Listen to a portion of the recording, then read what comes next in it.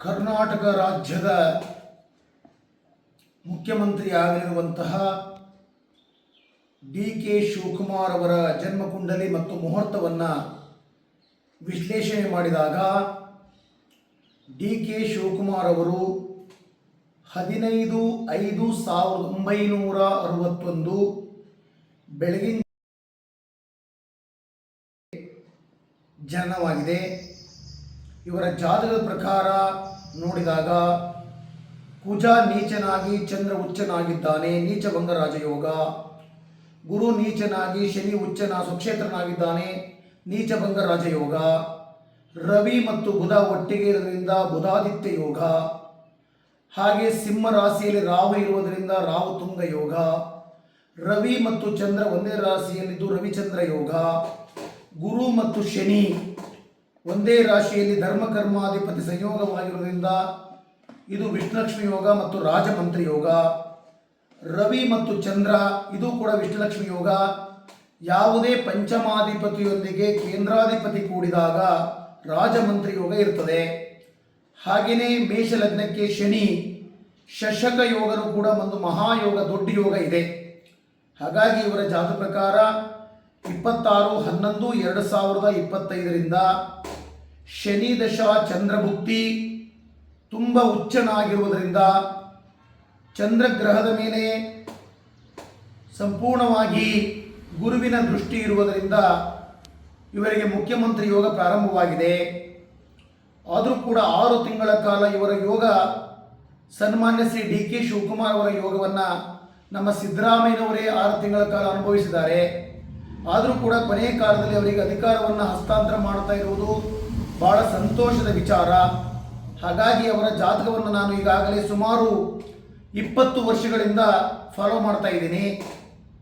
ಈ ಹಿಂದೆನೂ ಕೂಡ ಅವರ ಜಾತಕವನ್ನು 2006ನೇ ಇಸ್ವಿಯಲ್ಲಿ ಬರೆದಿದ್ದೆ.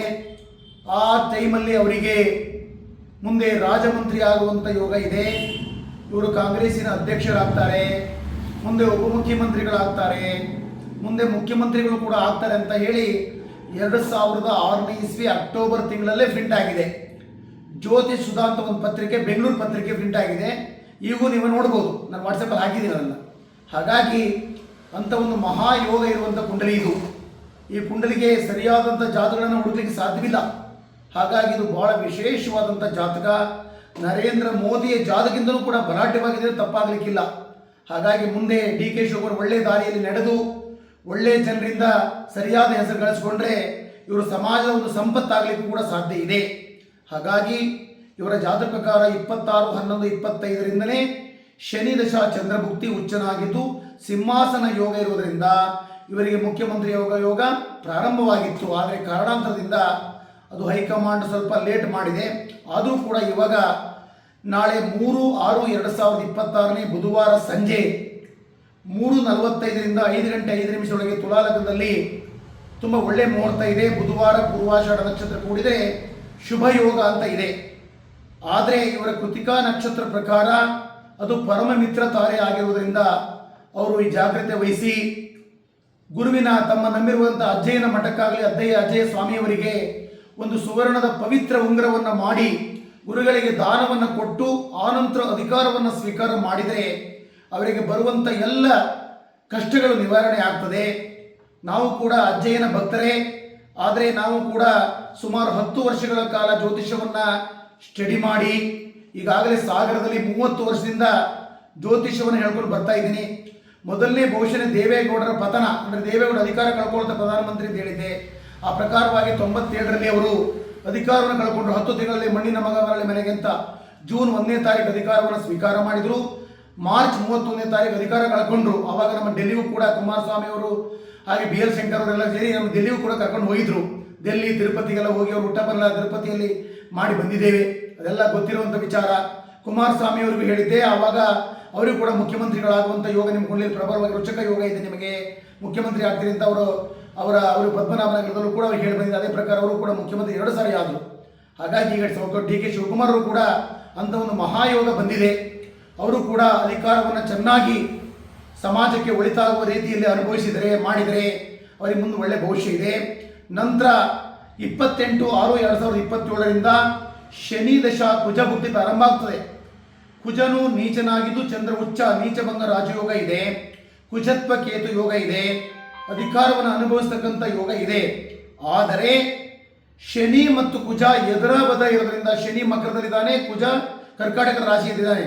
ಹಾಗಾಗಿ ಅವರು ಎದುರ ಬದ ಇದ್ದಾಗ ಸ್ವಲ್ಪ ಆ ಟೈಮಲ್ಲಿ ಟಫ್ ಟೈಮ್ ಸ್ಟಾರ್ಟ್ ಆಗುತ್ತೆ. ಮುಂದಿನ ಜೂನ್ ತಿಂಗಳಿಂದ 28/6/2027 ಅವರಿಗೆ ಶನಿ ದಶಾ ಕುಜ ಭುಕ್ತಿ ಬರೋದ್ರಿಂದ ಅಲ್ಲಿ ಅಧಿಕಾರಿಗಳಿಂದ ಅಥವಾ ಬೇರೆ ಬೇರೆ ಥರದ ಯಾವುದಾದ್ರು ಒಂದು ಕಾನೂನು ತೊಡಕಲ್ಲಿ ಸಿಗಾಕುವ ಸಾಧ್ಯತೆ ಇರ್ತದೆ.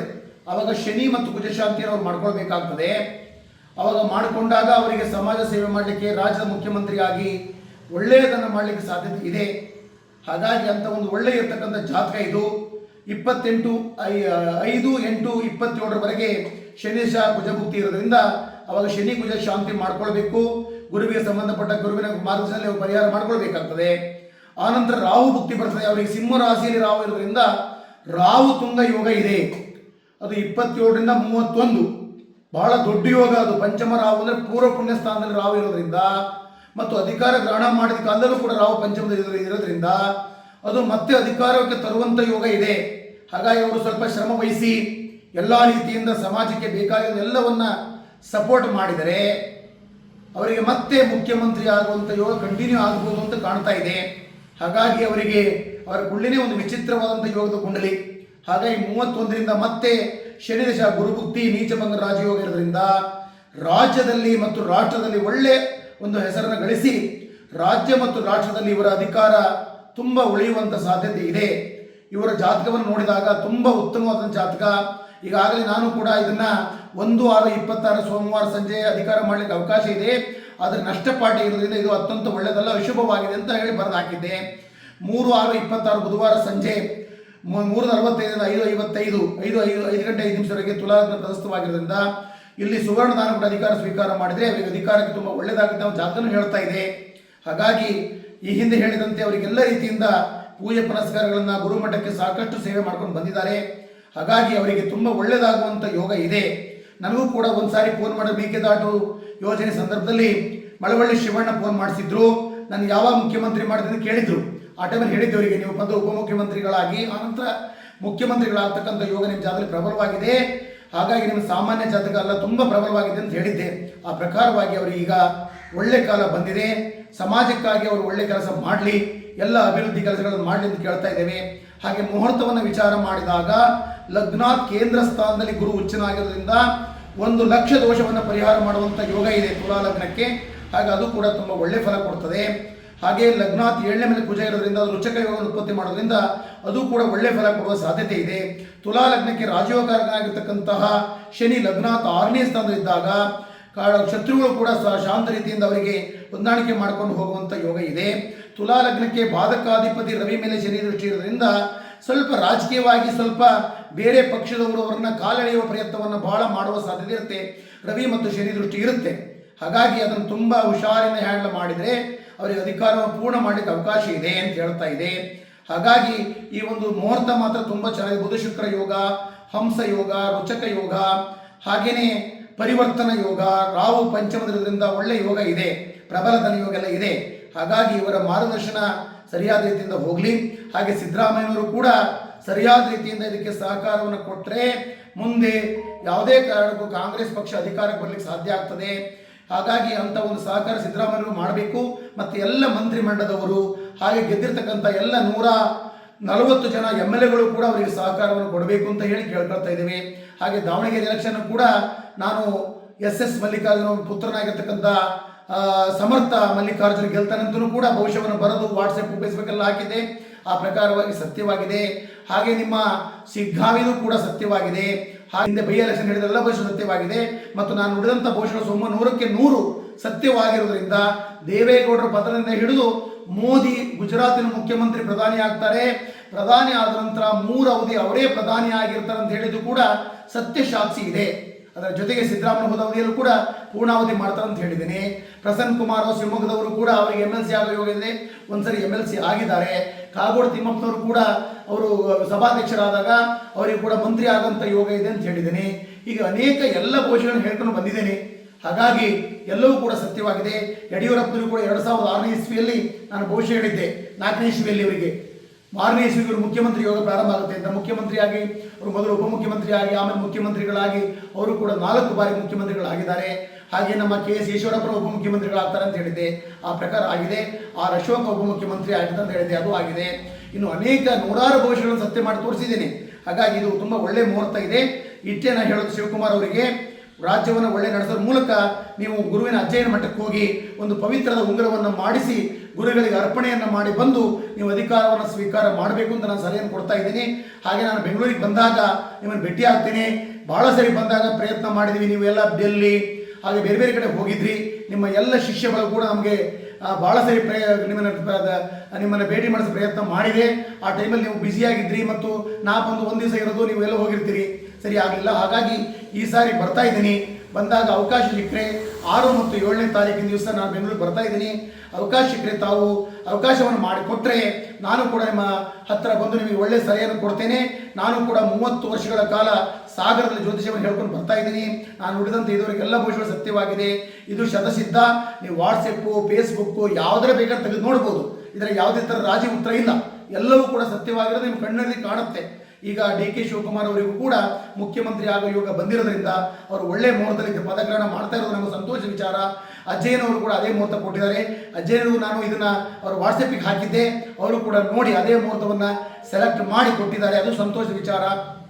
ಹಾಗೆ ನಮ್ಮ ಆರಾಧ್ಯರವರು ನಮಗೆ ಪರಿಚಯ ಇರ್ತಕ್ಕಂಥವರೇ, ಅವರು ಕೂಡ ಗುರುರಾಜ್ ಉಜ್ಜಯಿನಿಯವರ ಶಿಷ್ಯರಾಗಿದ್ದರು. ಅವರು ಕೂಡ DK ಶಿವಕುಮಾರ್ ಜೊತೆಗಿದ್ದಾರೆ, ಅದು ಸಂತೋಷದ ವಿಚಾರಣೆ. ಹಾಗೆ ದ್ವಾರಕನಾಥ್ ಅವರು ಒಳ್ಳೆಯವರಿದ್ದಾರೆ. ಎಲ್ಲರೂ ಸೇರಿ ಒಳ್ಳೆಯ ಮುಹೂರ್ತ ಕೊಟ್ಟಿದ್ದೇವೆ. ಈ ಮುಹೂರ್ತದ ಬಲದಿಂದ ಅವರ ಅಧಿಕಾರ ಪೂರ್ಣಾವಧಿ 2 ವರ್ಷಗಳ ಕಾಲ ಚೆನ್ನಾಗಿ ಆಡಳಿತವನ್ನು ಮಾಡಿ ಸಮಾಜಕ್ಕೆ ಒಳಿತನ್ನು ಮಾಡಲಿ. ಎಲ್ಲ ರೀತಿಯಿಂದ ಅವರ ಜಾತಕದ ಬಲ ಚೆನ್ನಾಗಿ ನಡೀಲಿ. ಮುಂದೆ 28ಕ್ಕೂ ಕೂಡ ಇವರ ಚುನಾವಣೆಯಲ್ಲಿ ಅಧಿಕಾರಕ್ಕೆ ಬರಲಿಕ್ಕೆ ಇವರ ಆಡಳಿತ ಚೆನ್ನಾಗಿ ಮಾಡಿದರೆ ತುಂಬ ಒಳ್ಳೆಯದಾಗುತ್ತೆ. ಮತ್ತು ಮುಹೂರ್ತಕ್ಕೆ ಕಾಳಸರ್ಪ ಯೋಗ ಇರೋದ್ರಿಂದ ಸುಬ್ರಹ್ಮಣ್ಯಕ್ಕೆ ಹೋದಾಗ ಅವರು ತಮ್ಮ ಶಕ್ತಿಗೆ ಅನುಸಾರವಾಗಿ ತುಲಾಭಾರ ಸೇವೆಯನ್ನು ಕೂಡ ಕುಕ್ಕೆ ಸುಬ್ರಹ್ಮಣ್ಯದಲ್ಲಾಗಲಿ, ಘಾಟಿ ಸುಬ್ರಹ್ಮಣ್ಯದಲ್ಲಾಗಲಿ, ಕಾಳಹಸ್ತಿಯಲ್ಲಾಗಲಿ ಮಾಡ್ಕೊಂಡು ಬರಬೇಕು. ಮಾಡ್ಕೊಂಡು ಬಂದಾಗ ತುಂಬ ಒಳ್ಳೆಯದಾಗುತ್ತೆ.